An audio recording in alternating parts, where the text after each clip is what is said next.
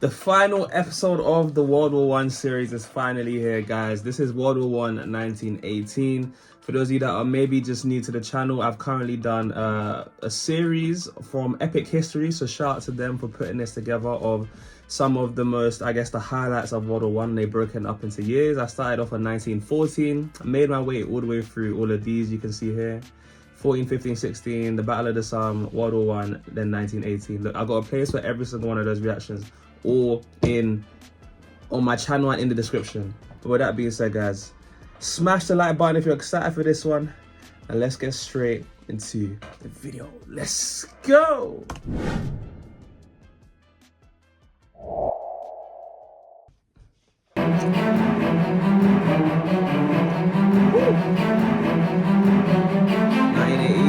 Now, just a bit of context from the last episode, it seemed like they really left us on a cliffhanger.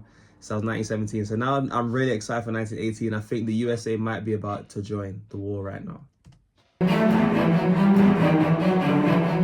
1918. After 3.5 years of war, the Allies are in crisis.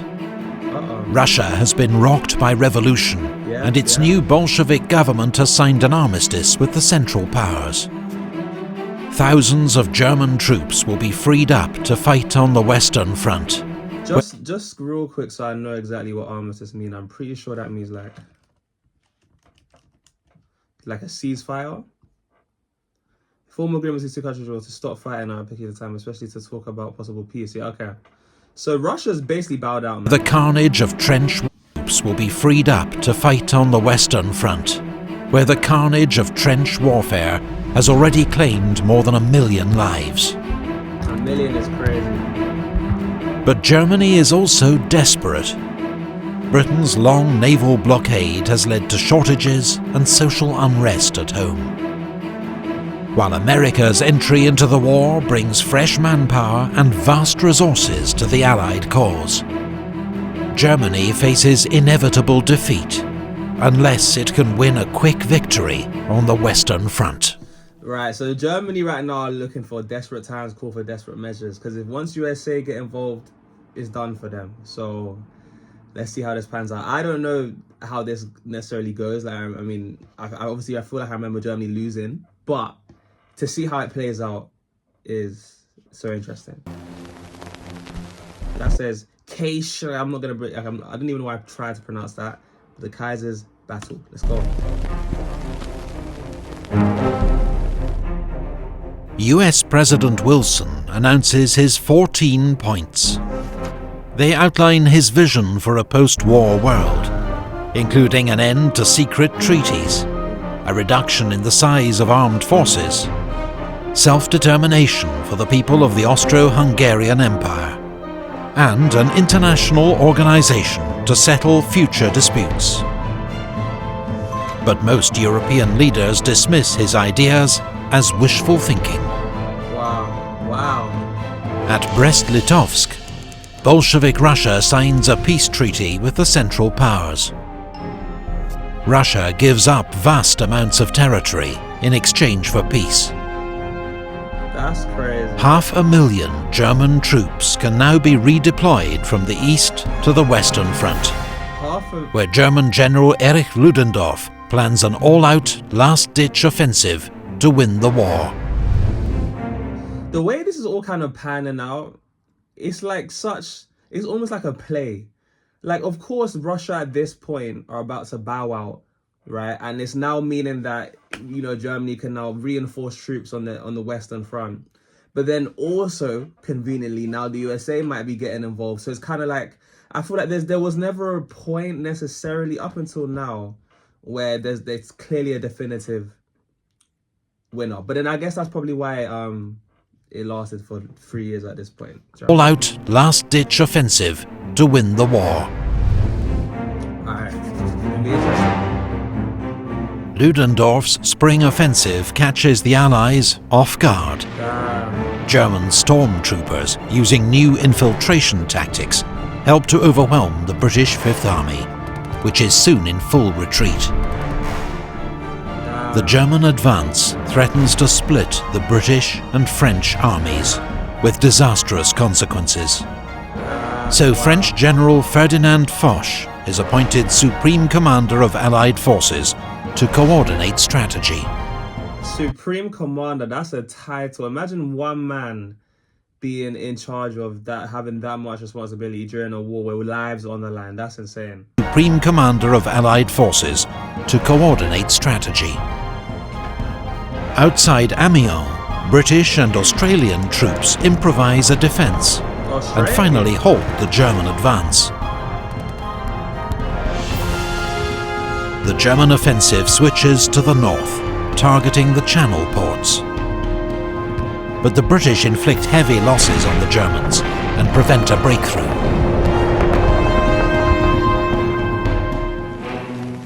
Damn. Okay, it's not looking too good. The dawn of air power. Above the trenches, the First Air War continues to escalate. Each side now has more than 3,000 aircraft in service on the Western Front.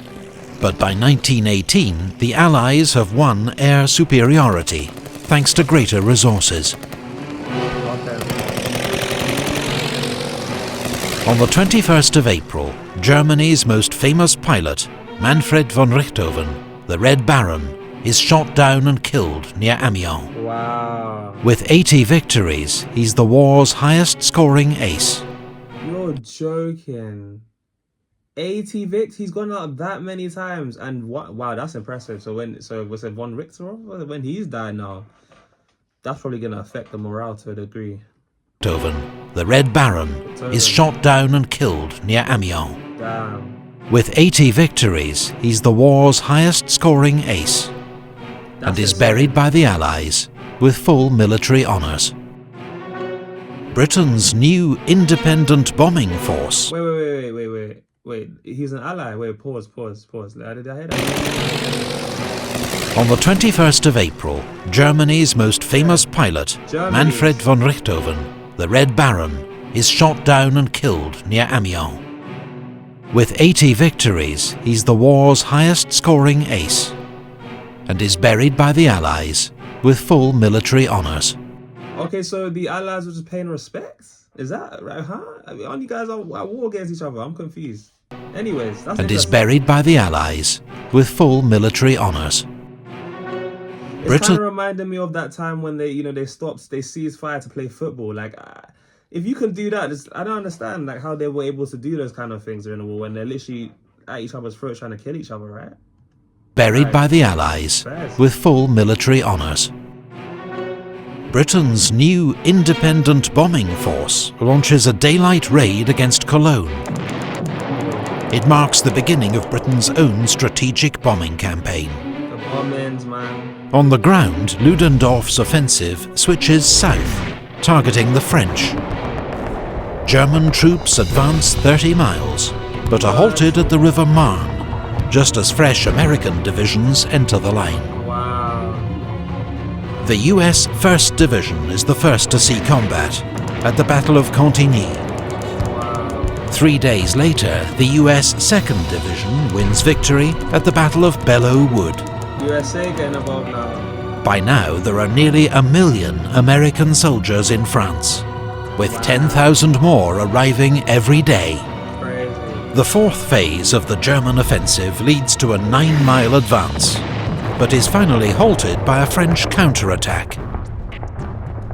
In Italy, Austria-Hungary launches an attack at Asiago and the Piave River to support Ludendorff's offensive in France.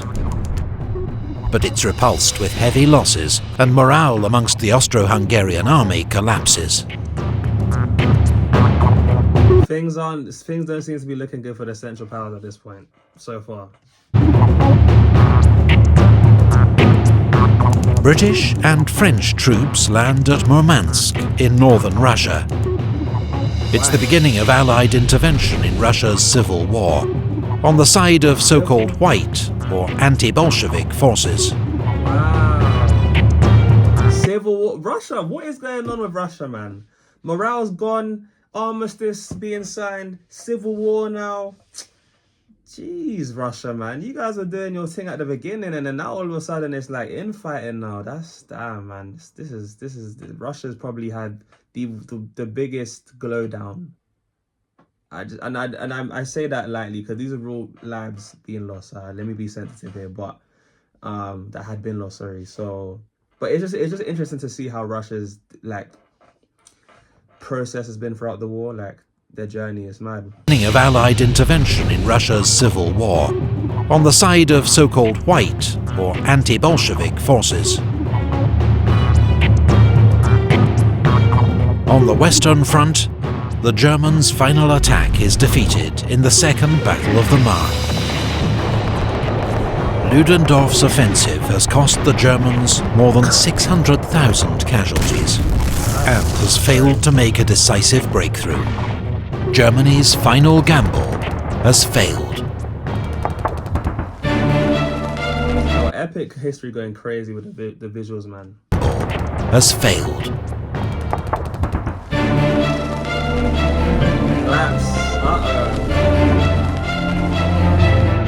The Allies now go on the attack.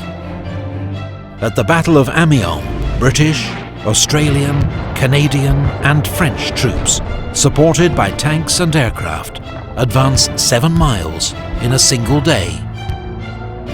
7 miles. General Ludendorff calls the 8th of August the Black Day of the German army.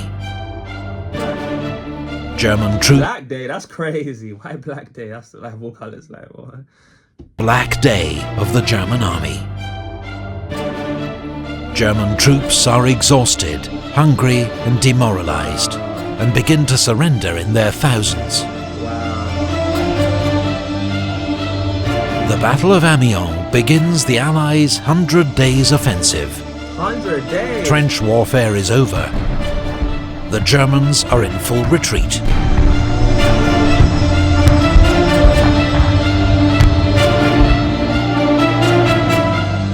In the Balkans, a new Allied offensive at Dobropolye breaks through Bulgarian positions.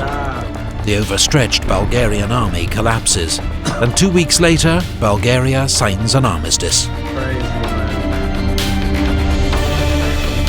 In the Middle East, British-led forces defeat the Turks at the Battle of Megiddo, taking 25,000 prisoners.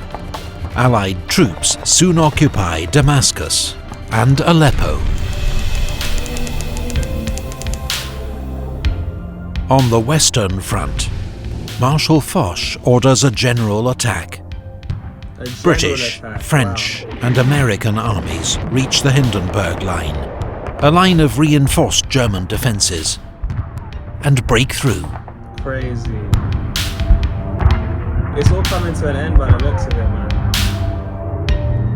Ludendorff informs the Kaiser that the military situation is hopeless and that Germany must seek an armistice. Germany sends a request to US President Woodrow Wilson, who in return demands German withdrawal from all occupied territory and the Kaiser's abdication. On the Italian front, the Allies deliver the final blow to Austria-Hungary at the Battle of Vittorio Veneto. Wow. The Austro-Hungarian army disintegrates and 300,000 prisoners are taken. 300,000, wow. Wow, With look a at the difference between the Austrian casualties and Italian. Like, the Austrian almost suffered 10 times more, or more than 10 times more the sufferings. That's crazy. Central powers facing collapse. Damn. The Ottoman Empire signs an armistice with the Allies at Mudros. Damn. 4 days. Oh, this is crazy because to see how it's all coming to an end now, it's just looking like it's inevitable, man. On everywhere, all over this front, the battles are being lost. It's inevitable. The armistice is gonna have to be signed. In a way, like to some degree, like it's kind of in a way. I'm glad that it's coming to an end by the looks of it, but to a degree, I don't know why I'm thinking of it like a game. This is real life here. But I'll be real. There's an element of, because I'm so far removed from it, like looking at it as if this is like a game where one versus the other, and it's kind of sad now that, you know, the Germans are losing. But obviously, this is not a game. This is real life. But this is insane, man. This is insane. The Allies at Mudros. This was real life. 4 days later, Austria-Hungary signs an armistice with the Allies at Villa Giusti. It's done. At Kiel, the German High Seas Fleet is ordered to make a suicidal attack on the British Navy. But instead, it mutinies. Revolution spreads through Germany. The Kaiser abdicates, and a German Republic is proclaimed. Crazy. On the 11th of November 1918, a German delegation signs an armistice with the Allies inside Marshal Foch's railway carriage at Compiègne. Wow.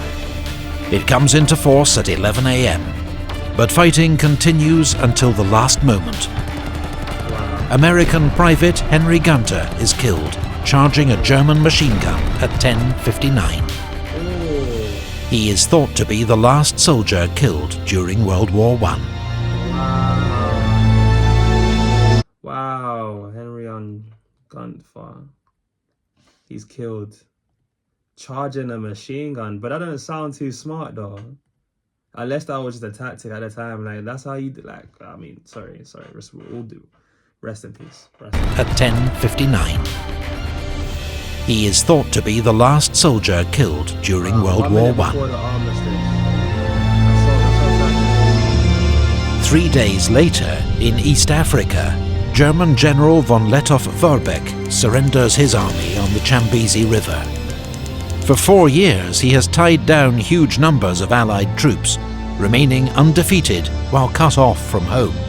That's insane. He is still considered one of history's greatest guerrilla leaders. That's impressive.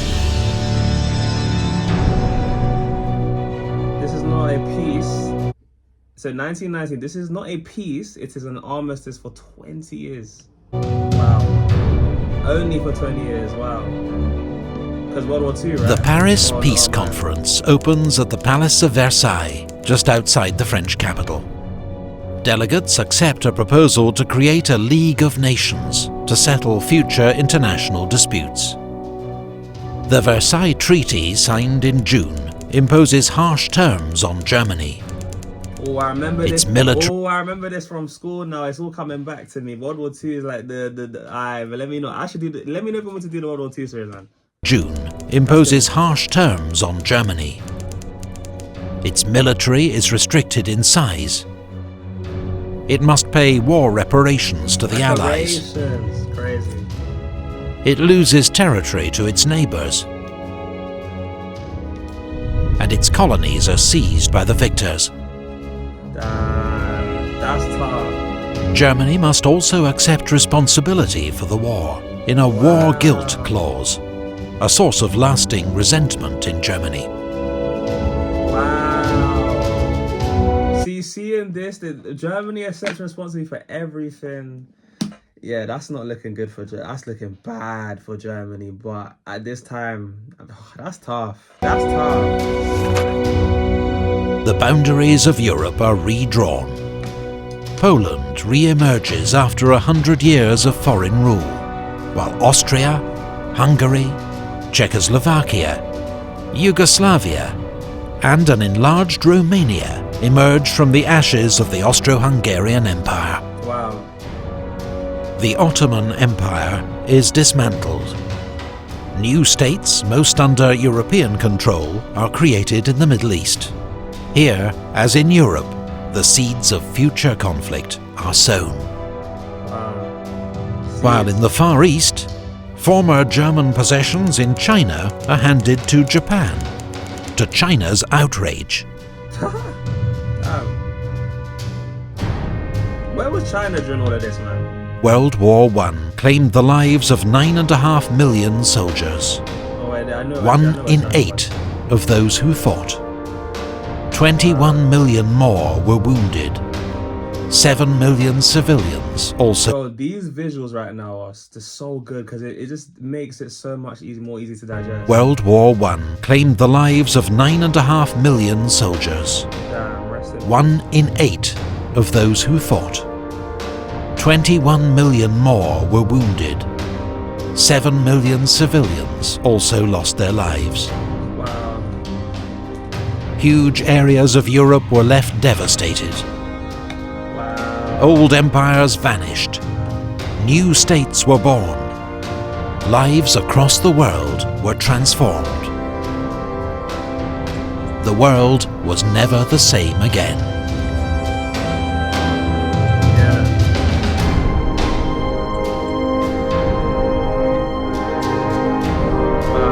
If you enjoyed this video, please remember to like it and subscribe to the channel. And find out how you can help us make more videos at our Patreon page. Yeah, go support all of like Epic History stuff, man, because they smashed it with this recap.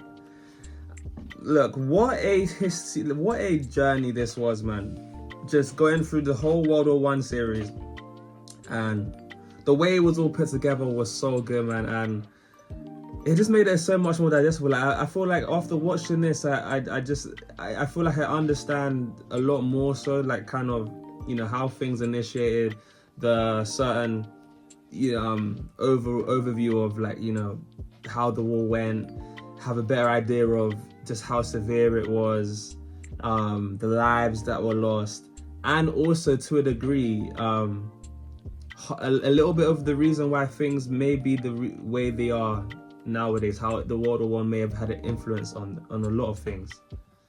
But wow, man, that was a series and a half, guys, and I hope you enjoyed the ride along with me. Maybe some of you guys watching this already knew a lot of this stuff, or maybe you're like me and you didn't really know much. But if so, I hope we could all come away from this learning a little bit more, and yeah, hopefully you guys enjoyed it, guys. But look, if you made this point, comment on a red heart, and yeah, let me know what other stuff you want to check out, maybe some other history stuff. Maybe I'll do their World War II series, or you guys want to check out something else, let me know in the comments below. But guys, look, I've been your boy JayFlex. This has been World War One 1918, the final episode. And for those of you guys that made this point, you guys have been absolutely wonderful. And I'll see you guys in the next one. Peace.